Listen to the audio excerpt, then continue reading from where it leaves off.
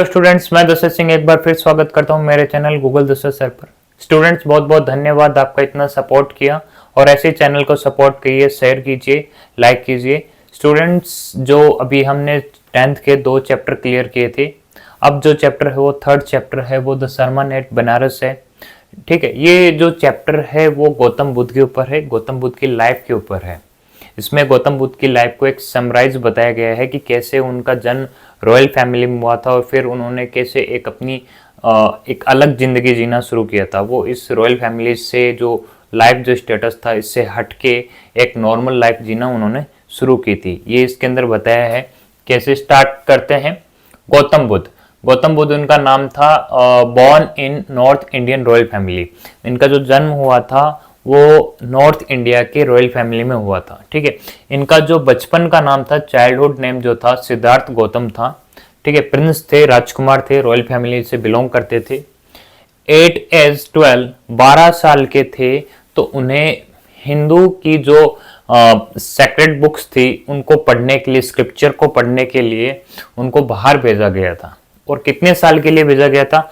4 साल के लिए भेजा गया था। 12 साल के थे तब। उसके बाद में जैसे वो ये ज्ञान लेके आते हैं तो उसके बाद में उनकी शादी कर दी जाती है। और शादी जो होती है वो प्रिंसेस से होती है, राजकुमारी से होती है। राजकुमारी शादी होने के बाद में उनके एक बेटा भी होता है। और यही जो उनकी जो रॉयल जो लाइफ थी उसको आगे कंटिन्यू रखते हैं ये 10 साल तक। इस 10 साल तक ये क्या क्या एक्सपीरियंस करते हैं देखते हैं। Face unpleasant experience of the world, eye opener. और उनको क्या है कि उन्होंने कुछ ऐसे एक्सपीरियंस फेस किए थे जिससे उनकी आंखें खुल गई थी। ऑन हिज हंट, जब वो शिकार पे जाया करते थे, मेट सिक मैन, उन्होंने देखा था एक बीमार इंसान को, एजेड मैन, बूढ़े इंसान को, फ्यूनरल प्रोसेशन देखा था, दाह संस्कार देखा था, मॉन्क बेगिंग फॉर, एक जो साधु महात्मा है वो किसी चीज के लिए भीख मांग रहा था।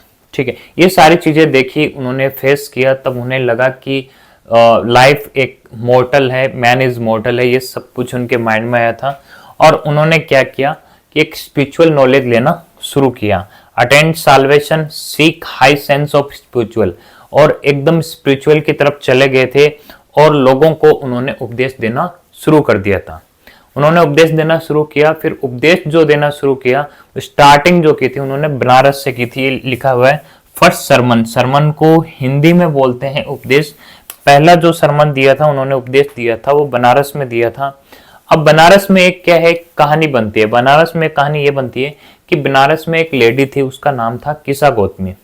किसा गौतमी का एक बेटा था, वो एक्सपायर हो गया था। अब किसा गौतमी ये चाहती थी कि वो उसका बेटा कैसे न कैसे करके जीवित हो जाए और वो लोगों के पास जाया करती थी हेल्प मांगने के लिए, या कोई मेडिसिन हो जो उससे बचा सके। ऐसा देख के लोग सोच रहे थे कि ये बिल्कुल पागल हो गई है क्योंकि इसका बच्चा मर गया है। और वो कहीं ना कहीं इधर उधर भागती रहती थी और जो उसका पेन था वो बहुत अनएंडिंग पेन था जो कभी खत्म नहीं होने वाला था। इस चीज से वो सफर कर रही थी। उसके बाद देखते हुए कि एक इंसान ने उसको डायरेक्शन दी। उन्होंने कहा कि आप गौतम बुद्ध से मिलिए, आपको इसका इलाज मिल जाएगा। और वो गौतम बुद्ध के पास जाती है और कहती है कि मेरे बच्चे को वापस जिंदा करो, उसको ऐसा ट्रीटमेंट दो कि वो सही हो जाए। तो गौतम बुद्ध उनको बोलते हैं कि आप ऐसा करिए, इस गांव में, शहर में जाइए और मुझे मस्टर्ड के बीज लेके आना है घर से। लेकिन शर्त यह है, शर्त बहुत अच्छी थी, शर्त यह है कि उस घर में आज तक कोई डेथ नहीं हुई, ना तो बच्चा ना बूढ़ा, किसी की भी डेथ नहीं हुई। Death never take place.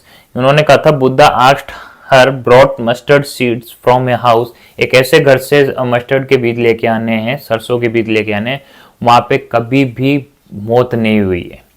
ये सब चीजें सुन के वो बाहर निकल पड़ती है। वो सोचती है ठीक है, कोई ना कोई इलाज मिल गया होगा। वो इधर उधर घूमती है लेकिन उसको कहीं ऐसा घर नहीं मिलता जहां पे मौत नहीं हुई है। फिर वो बैठ के वो सोचने लग जाती है और उसको बिल्कुल पता चल जाता है कि बिल्कुल वो गलत थी और उसके माइंड में एक सेल्फिशनेस थी, एक स्वार्थपन था। और उसके माइंड में एक चीज आती है कि मैन इज मॉर्टल, इंसान जो है नश्वर है, जो आया है एक न एक दिन जरूर जाएगा। ये उसके मन में जैसे ही फीलिंग आती है तो ये बुद्धा क्या है कि गौतम बुद्ध जो है वो बताते हैं feelings of grief increase pen.